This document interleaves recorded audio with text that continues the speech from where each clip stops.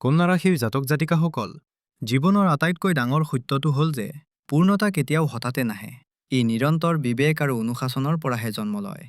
2025 বৰ্ষই ইয়াৰ অন্তিম 15 দিনত প্ৰৱেশ কৰিছে আৰু এই সময়ছোৱা কন্যা ৰাশিৰ লোকসকলৰ বাবে সূক্ষ্ম সিদ্ধান্ত আৰু গভীৰ আত্মবিশ্লেষণৰ সময়। কন্যা ৰাশি, এই সময়ছোৱাই আপোনাক আপোনাৰ কৰ্ম, স্বাস্থ্য, সম্পৰ্ক আৰু কৰ্মশৈলী পুনৰ সন্তুলিত কৰাৰ সুযোগ দিব। এই ভিডিঅ'টোত আমি জানিম যে এই অন্তিম 15 দিনত কন্যা ৰাশিৰ বাবে কি সাৱধানতা অৱলম্বন কৰাটো জৰুৰী আৰু কোনবোৰ সিদ্ধান্তই ভৱিষ্যতৰ ভেটি মজবুত কৰিব পাৰে। সৰ্বপ্ৰথমে গ্ৰহৰ গুৰু বৃহস্পতিৰ কথা পাৰো আহক। তেওঁ আপোনাৰ দশম ভাৱ অৰ্থাৎ আপোনাৰ কেৰিয়াৰ আৰু কৰ্মৰ স্থানত বহি আছে। কিন্তু মন কৰিব, তেওঁ বক্ৰী অৱস্থাত আছে। দশম ভাৱৰ বক্ৰী গুৰুৱে কি কয়? ই কয় যে ৰক আৰু চিন্তা কৰক। যদি আপুনি চাকৰি সলনি কৰাৰ কথা ভাবি আছিল বা ব্যৱসায়ত কোনো ডাঙৰ জাপ মাৰিবলৈ ওলাইছিল, তেন্তে এই সময় একশ্যন অৰ্থাৎ কৰ্মৰ নহয়, ৰিভিউ বা পুনৰীক্ষণৰহে। হয়তো কোনো পুৰণি প্ৰজেক্ট ঘূৰি আহিব বা কোনো পুৰণি ভুল শুধৰোৱাৰ সুযোগ পোৱা যাব। আনহাতে আপোনাৰ সপ্তম ভাৱত কৰ্মফলদাতা শনিদেৱ বিৰাজমান। সপ্তম ভাৱ মানে বিবাহ, অংশীদাৰিত্ব আৰু পাব্লিক ডিলিং। শনিয়ে ইয়াত আপোনাক শিকাইছে ধৈৰ্য। যদি বৈবাহিক জীৱনত বা ব্যৱসায়িক অংশীদাৰৰ সৈতে কথাবোৰ মন্থৰ গতিৰে চলিছে, তেন্তে ভয় নাখাব। শনিদেৱে বিচাৰে যে আপুনি সম্পৰ্কত অনুশাসন আন। তেওঁ সহজে একো নিদিয়ে, কিন্তু যি দিব সেয়া কঠিন আৰু মজবুত হ'ব। তৃতীয় স্থিতিটো হৈছে ৰাহু আৰু কেতুৰ। এইটো এটা অতি সুন্দৰ স্থিতি। ৰাহু আপোনাৰ ষষ্ঠ ভাৱত আছে। জ্যোতিষত কোৱা হয় যে ষষ্ঠ ভাৱৰ ৰাহুৱে শত্ৰুবোৰক নাশ কৰি দিয়ে। আপোনাৰ প্ৰতিযোগীসকল আপোনাৰ সন্মুখত টিকিব নোৱাৰিব। কিন্তু ইয়াত এটা কথা আছে, ৰাহু ৰোগৰ ঘৰতো আছে। সেয়েহে এনে কোনো ৰোগ যাৰ উমান পোৱা নাযায়, সি আপোনাক আমনি কৰিব পাৰে। কেতু দ্বাদশ ভাৱত আছে, যি আপোনাক মুখ্য আৰু আধ্যাত্মিকতাৰ ফালে টানি লৈ গৈছে। আৰু আটাইতকৈ ডাঙৰ খবৰ, 16 ডিচেম্বৰত সূৰ্যদেৱ আৰু 20 নৱেম্বৰত শুক্ৰদেৱ দুয়ো আপোনাৰ চতুৰ্থ ভাৱলৈ আহিব। চতুৰ্থ ভাৱ মানে আপোনাৰ ঘৰ, আপোনাৰ মাতৃ, আপোনাৰ সুখ, আপোনাৰ গাড়ী। ইয়াৰ অৰ্থ পৰিষ্কাৰ, মাহৰ প্ৰথম অংশত আপোনাৰ মন টকা পইচাৰ ওপৰত আছিল। কিন্তু 16 তাৰিখৰ পিছত আপোনাৰ হৃদয় আপোনাৰ ঘৰত লাগিব। আপুনি ঘৰ সজাব, পৰিয়ালৰ সৈতে সময় কটাব। তেন্তে এয়া আছিল গ্ৰহৰ স্থিতি। এতিয়া জানো আহক, এই সিদ্ধান্তবোৰে আপোনাৰ দৈনন্দিন জীৱনত কেনে প্ৰভাৱ পেলাব। ডায়েৰী আৰু কলম লৈ সাজু থাকক। আৰম্ভণি কৰোঁ আটাইতকৈ ভাল খবৰটোৰ পৰা। 15, 16 আৰু 17 ডিচেম্বৰ। এই তিনিটা দিন 2025 চনৰ শেষৰ দিনবোৰৰ ভিতৰত আটাইতকৈ ভাল আৰ্থিক দিন বুলি প্ৰমাণিত হ'ব। 15 ডিচেম্বৰত চন্দ্ৰ আপোনাৰ দ্বিতীয় ভাৱত থাকিব। দ্বিতীয় ভাৱ ধন, বাণী আৰু পৰিয়ালৰ। তুলা ৰাশিৰ চন্দ্ৰই আপোনাক ভাৰসাম্য ৰক্ষা কৰিবলৈ শিকাব। আমাৰ গণনা অনুসৰি এই সময় শ্বেয়াৰ মাৰ্কেট আৰু বিনিয়োগৰ বাবে অতি গুৰুত্বপূৰ্ণ। যদি আপুনি ট্ৰেডাৰ বা বিনিয়োগকাৰী হয়, তেন্তে এই সময় চেল অৰ্থাৎ বিক্ৰী কৰি লাভ ঘৰলৈ অনাৰ। লোভ নকৰিব। যি লাভ পাইছে সেয়া বুক কৰক। 16 ডিচেম্বৰত সূৰ্যদেৱে বৃশ্চিক ৰাশি এৰি ধনু ৰাশিলৈ গৈ আছে। এইটো সংক্ৰান্তিৰ দিন। চৰকাৰী কামৰ পৰা বা দেউতাৰ সহযোগত ধন লাভৰ প্ৰবল যোগ আছে। 17 ডিচেম্বৰ প্ৰদোষৰ দিন। সন্ধিয়া হোৱাৰ লগে লগে চন্দ্ৰ তৃতীয় ভাৱলৈ গুচি যাব। মুঠতে এই 3 দিনত যদি কোনো দামৰ পেমেণ্ট ল'বলগীয়া আছে বা কোনো আৰ্থিক ডিল ফাইনেল কৰিবলগীয়া আছে, তেন্তে কৰি লওক। তৰাবোৰ আপোনাৰ পক্ষত আছে। কিন্তু 8 ডিচেম্বৰলৈ অহাৰ লগে লগে গ্ৰাফটো অলপ সলনি হয়। 8 ডিচেম্বৰত চন্দ্ৰ বৃশ্চিক ৰাশিত আপোনাৰ তৃতীয় ভাৱত থাকিব। তৃতীয় ভাৱ পৰাক্ৰমৰ কিন্তু যোগাযোগৰো। ইয়াত এটা সতৰ্কবাণী আছে। এই দিনটোত দুপৰীয়া 3 ঘণ্টা 13 মিনিট বজাত গ্ৰহৰ এটা কপট যোগ সৃষ্টি হৈছে। কপট যোগৰ অৰ্থ কি? ইয়াৰ অৰ্থ হ'ল যিটো যেনেকুৱা দেখা গৈছে তেনেকুৱা নহয়। হ'ব পাৰে কোনোবা বন্ধু হৈ আহিব, কিন্তু তেওঁৰ উদ্দেশ্য ভাল নহ'বও পাৰে। অনলাইন লেনদেনত সাৱধান হওক। কোনো কাগজত নপঢ়াকৈ চহী নকৰিব। আজিৰ দিনটোত আপোনাৰ কথাই আপোনাৰ বিপদৰ কাৰণ হ'ব পাৰে। সেয়েহে কম কথা কওক আৰু জুখি মাখি কওক। এতিয়া আহিছোঁ এই পষেকৰ আটাইতকৈ সুন্দৰ অংশটোলৈ। 19, 20 আৰু 21 ডিচেম্বৰ। 19 ডিচেম্বৰ শুক্ৰবাৰৰ দিনটো দুটা কাৰণত বিশেষ। এটা হ'ল অমাৱস্যা আৰু আনটো হ'ল ৰাতি 10 বজাত এটা বিৰল যোগ সৃষ্টি হৈছে, চন্দ্ৰ শুক্ৰ আকৰ্ষণ যোগ। অমাৱস্যাৰ ৰাতি তান্ত্ৰিক আৰু আধ্যাত্মিক ৰূপত অতি শক্তিশালী হয়। আৰু যেতিয়া ইয়াত শুক্ৰৰ প্ৰেমলগ হয়, তেতিয়া কি ক'ব? যদি আপুনি কাৰোবাক আপোনাৰ মনৰ কথা ক'ব বিচাৰে বা অভিমান কৰি থকা সংগীক মনাব বিচাৰে, তেন্তে 19 তাৰিখৰ সন্ধিয়া অতি যাদুকৰী হ'ব।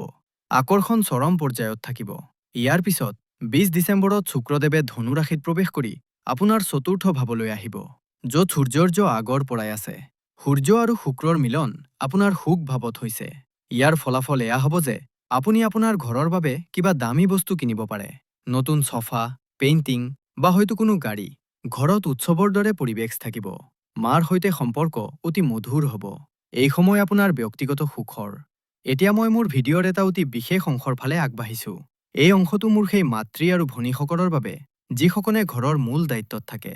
আমাৰ গৃহিণীসকল, কন্যা ৰাশিৰ যি মহিলাসকলে ঘৰ চম্ভালে, আপোনালোকৰ বাবে 15ৰ পৰা 31 ডিচেম্বৰৰ সময়খিনিয়ে এটা ডাঙৰ পৰিৱৰ্তনৰ ইংগিত দিছে। প্ৰথমতে আপুনি গৃহমন্ত্ৰী বা হোম মিনিষ্টাৰৰ ভূমিকাত থাকিব। 16 ডিচেম্বৰত সূৰ্য আৰু 20 ডিচেম্বৰত শুক্ৰ আপোনাৰ চতুৰ্থ ভাৱলৈ আহি আছে। চতুৰ্থ ভাৱ আপোনাৰ নিজৰ সাম্ৰাজ্য, আপোনাৰ ঘৰ। 20 তাৰিখৰ পিছত আপোনাৰ মন যাব ঘৰখন নতুনকৈ সজাবলৈ। আপুনি ঘৰৰ বাবে নতুন লেপটপ তুলি, পৰ্দা বা পাকঘৰৰ কোনো নতুন সামগ্ৰী কিনিব পাৰে। সূৰ্য তাত থকাৰ বাবে পৰিয়ালত আপোনাৰ মাত বা কথা গুৰুত্ব সহকাৰে শুনা যাব। যদি আপুনি ঘৰত কোনো নিয়ম বনাব বিচাৰে বা কোনো পৰিৱৰ্তন কৰিব বিচাৰে, তেন্তে এই সময় আটাইতকৈ উপযুক্ত। সকলোৱে আপোনাৰ কথা মানিবলৈ বাধ্য হ'ব। কিন্তু স্বামীৰ সৈতে তালমিলত অলপ সাৱধানতাৰ প্ৰয়োজন। আপোনাৰ সপ্তম ভাৱত শনি বহি আছে, হ'ব পাৰে বছৰৰ শেষত আপোনাৰ স্বামীয়ে কামৰ বোজাৰ বাবে অলপ খিংখিঙীয়া হৈ পৰে বা আপোনাক সময় দিব নোৱাৰে। তেওঁ ঘৰলৈ আহিও মনে মনে থাকিব পাৰে। ইয়াক আপুনি তেওঁৰ অৱহেলা বুলি নাভাবিব। এয়া শনিৰ প্ৰভাৱ। এই সময়ত তেওঁৰ সৈতে তৰ্ক কৰা বা অভিযোগ কৰাৰ পৰিৱৰ্তে তেওঁক অলপ স্পেচ বা সময় দিয়ক। বিশেষকৈ 27 আৰু 28 ডিচেম্বৰত যেতিয়া চন্দ্ৰ শনিৰ সৈতে থাকিব, সেইদিনা একেবাৰেই তৰ্ক নকৰিব। আৰু এটা জৰুৰী কথা, আপোনাৰ স্বাস্থ্যক লৈ। আপুনি প্ৰায় সকলোৰে খবৰ ৰাখে, কিন্তু নিজৰ কথা পাহৰি যায়। 25 আৰু 26 ডিচেম্বৰত চন্দ্ৰ আৰু ৰাহুৰ যুতি আপোনাৰ ষষ্ঠ ভাৱত আছে। এই দুদিনত আপোনাৰ কঁকালৰ বিষ বা ভৰিৰ বিষৰ সমস্যা হ'ব পাৰে। যদি আপোনাৰ ৰক্তচাপৰ সমস্যা আছে, তেন্তে এই দুদিনত ঔষধ ল'বলৈ নাপাহৰিব আৰু কামৰ বোজা কম ৰাখি জিৰণি ল'ব। মুঠতে বৃহৎ ডিচেম্বৰৰ পিছৰ সময়খিনি আপোনাৰ বাবে ৰাণীৰ দৰে। 22, 23 আৰু 24 ডিচেম্বৰৰ সময় আপোনাৰ বাবে অতি বিশেষ। 22 ডিচেম্বৰ সোমবাৰে পুৱা 10 বজাত চন্দ্ৰই আপোনাৰ পঞ্চম ভাৱত প্ৰৱেশ কৰিব। পঞ্চম ভাৱ মানে বুদ্ধি আৰু শিক্ষা। আৰু শুনক, 22 তাৰিখৰ পুৱা 7 বজাত গজকেশৰী যোগ সৃষ্টি হৈছে। গুৰু আৰু চন্দ্ৰৰ দৃষ্টি সম্পৰ্ক।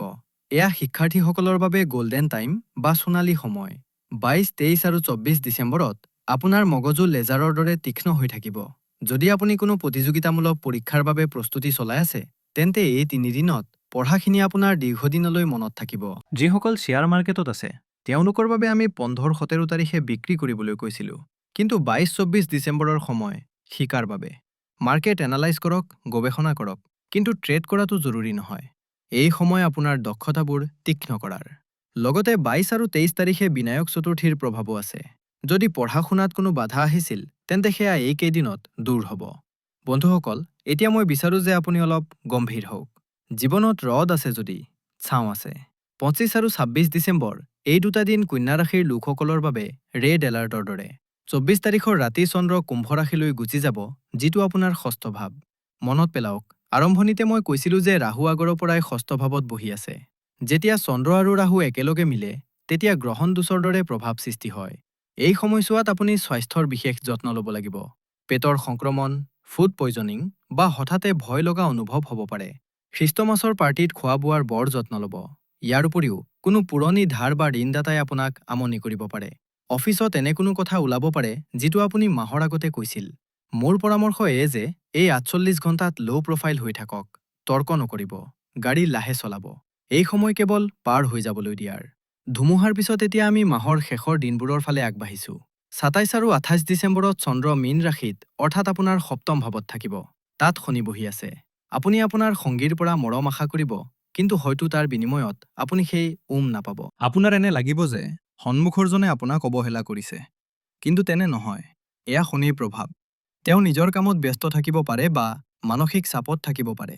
ইয়াক প্ৰত্যাখ্যান বুলি নাভাবিব আৰু তেওঁৰ ওপৰত চাপ নিদিব। ইয়াৰ পিছত 29 আৰু 30 ডিচেম্বৰত চন্দ্ৰ অষ্টম ভাৱত মেষ ৰাশিলৈ আহিব। অষ্টম ভাৱ হঠাতে হোৱা ঘটনাবোৰৰ। ইয়াত হাই ষ্ট্ৰেছ, অৰ্থাৎ উচ্চ মানসিক চাপ থাকিব পাৰে। হয়তো ভৱিষ্যতৰ চিন্তাই আপোনাক আমনি কৰিব। কিন্তু ভাল খবৰটো হ'ল 29 তাৰিখৰ পুৱা 3 বজাত আকৌ গজকেশৰী যোগ সৃষ্টি হৈছে। ইয়াৰ অৰ্থ হ'ল যে চাপটো আহিব, কিন্তু আপোনাৰ ওচৰত সেই চাপৰ মোকাবিলা কৰাৰ বুদ্ধিও আপুনি আহি যাব। কোনো বয়োজ্যেষ্ঠ বা গুৰুৱে আপোনাক সঠিক পৰামৰ্শ দিব আৰু শেষত সেই দিনটো যাৰ বাবে গোটেই বিশ্বই উদযাপন কৰে ৩১ ডিচেম্বৰ ২০২৫। বন্ধুসকল, বছৰৰ শেষটো অতি শুভ নটত হৈ আছে। পুৱা ৯:৩০ বজাত চন্দ্ৰই বৃষ ৰাশিত প্ৰৱেশ কৰিব। বৃষ ৰাশি আপোনাৰ নৱম ভাৱ। নৱম ভাৱ মানে ভাগ্য, ধৰ্ম আৰু দীঘলীয়া যাত্ৰা। ঘড়ীত পুৱা ৯:০৩ পুৱা ৩০ বজাৰ লগে লগে আপুনি অনুভৱ কৰিব যে যোৱা ৪-৫ দিনৰ মানসিক চাপ বতাহত উৰি গৈছে।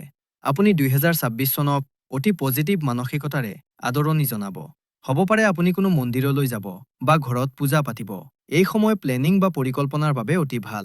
যিসকল ছাত্ৰ-ছাত্ৰীয়ে বিদেশলৈ যোৱাৰ কথা ভাবিছে, তেওঁলোকৰ বাবে ৩১ তাৰিখে কোনো ভাল খবৰ আনিব পাৰে। বন্ধুসকল, এয়া আছিল এক বিস্তৃত খতিয়ান। যিহেতু আমি বহুতো তাৰিখৰ বিষয়ে কথা পাতিছিলো, আহক ইয়াক সহজ ভাষাত দোহাৰি লওঁ, যাতে আপোনাৰ মনত থাকে। পইচা কমোৱাৰ দিন হ'ল ১৫, ১৬ আৰু ১৭ ডিচেম্বৰ। প্ৰেম আৰু ঘৰৰ সুখ পাব ১৯, ২০ আৰু ২১ ডিচেম্বৰত। শিক্ষাৰ্থীসকলৰ বাবে ২২, ২৩ আৰু ২৪ ডিচেম্বৰ আটাইতকৈ ভাল আৰু ভাগ্যৰ লগ পাব ৩১ ডিচেম্বৰত। কিন্তু আপুনি সাৱধান থাকিব লাগিব ১৮ ডিচেম্বৰত কপট যুগৰ পৰা, ২৫-২৬ ডিচেম্বৰত স্বাস্থ্য আৰু শত্ৰুৰ পৰা আৰু ২৯-৩০ ডিচেম্বৰত মানসিক চাপৰ পৰা। সমস্যা আছে যেতিয়া সমাধানো আছে। আমাৰ ঋষিমুনিসকলে গ্ৰহৰ কুপ্ৰভাৱ কম কৰিবলৈ অতি সৰল কিন্তু সঠিক উপায় কৈ গৈছে। কন্যা ৰাশিৰ জাতক জাতিকাসকলে এই ১৫ দিনত এই তিনিটা উপায় নিশ্চয় কৰা উচিত। প্ৰথম উপায়, মানসিক শান্তি আৰু ৰাহুৰ শান্তিৰ বাবে। যিহেতু ২৫-২৬ তাৰিখে চন্দ্ৰ ৰাহুৰ সৈতে আছে আৰু কেতু দ্বাদশ ভাৱত আছে, আপুনি ভগৱান গণেশৰ শৰণ লোৱা উচিত। ২২ আৰু ২৩ ডিচেম্বৰ অৰ্থাৎ বিনায়ক চতুৰ্থীৰ ওচৰে পাজৰে ভগৱান গণেশক ২১ ডাল দুবৰি অৰ্পণ কৰক আৰু অং গং গণপতয়ে নমঃ ১০৮ বাৰ জপ কৰক। ই আপোনাক কপট যুগ আৰু শত্ৰু বাধা দুয়োটাৰ পৰা ৰক্ষা কৰিব। দ্বিতীয় উপায়, চাপ মুক্তিৰ বাবে। ২৭ পৰা ৩০ তাৰিখৰ ভিতৰত যেতিয়া মানসিক চাপ বাঢ়িব, তেতিয়া ভগৱান শিৱক পানীত অলপ কেঁচা গাখীৰ মিহলাই অৰ্পণ কৰক। চন্দ্ৰ শিৱৰ কপালত বিৰাজ কৰে। শিৱৰ আৰাধনা কৰিলে চন্দ্ৰৰ বেয়া প্ৰভাৱ লগে লগে শেষ হয়। তৃতীয় উপায়, ঘৰত সুখ সমৃদ্ধিৰ বাবে।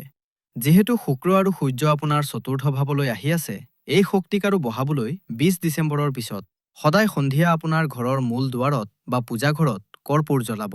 ই ঘৰৰ নেগেটিভ এনাৰ্জি শেষ কৰিব আৰু পৰিয়ালত প্ৰেম বঢ়াব।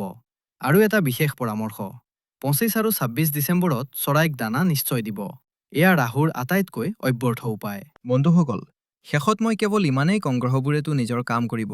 সিহঁতচোন বতৰৰ দৰে, কেতিয়াবা ৰ'দ, কেতিয়াবা বৰষুণ, কিন্তু ছাতি মেলি ধৰিবনে নাই সেয়া আপোনাৰ হাতত আছে। ২০২৫ৰ অন্ত আপোনাৰ বাবে বহুতো শিক্ষা আৰু পৰিয়ালৰ প্ৰেম লৈ আহিছে। যিবোৰ প্ৰত্যাহ্বান আছে সেয়া কেৱল আপোনাক শক্তিশালী কৰিবলৈহে আহিছে, গতিকে ভয় নকৰিব। মোৰ সম্পূৰ্ণ বিশ্বাস যে এই বিস্তৃত বিশ্লেষণটোৱে আপোনাক আপোনাৰ অনাগত দিনবোৰ পৰিকল্পনা কৰাত সহায় কৰিব।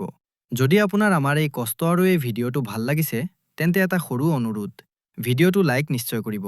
কমেণ্ট বক্সত আপোনাৰ ইষ্টদেৱতাৰ নাম বা জয় শ্ৰী গণেশ লিখি আমাক জনাওক যে আপুনি ক'ৰ পৰা এই ভিডিঅ'টো চাই আছে। আৰু হয়, যদি ২০২৬ চনটো আপুনি এনেকুৱাই গাইডেন্স বা নিৰ্দেশনা বিচাৰে, তেন্তে চেনেলটো ছাবস্ক্ৰাইব কৰি বেল আইকন দবাবলৈ নাপাহৰিব। পৰৱৰ্তী ভিডিঅ'ত আমি কথা পাতিম বছৰ ২০২৬ৰ মহা ৰাশিফলৰ বিষয়ে।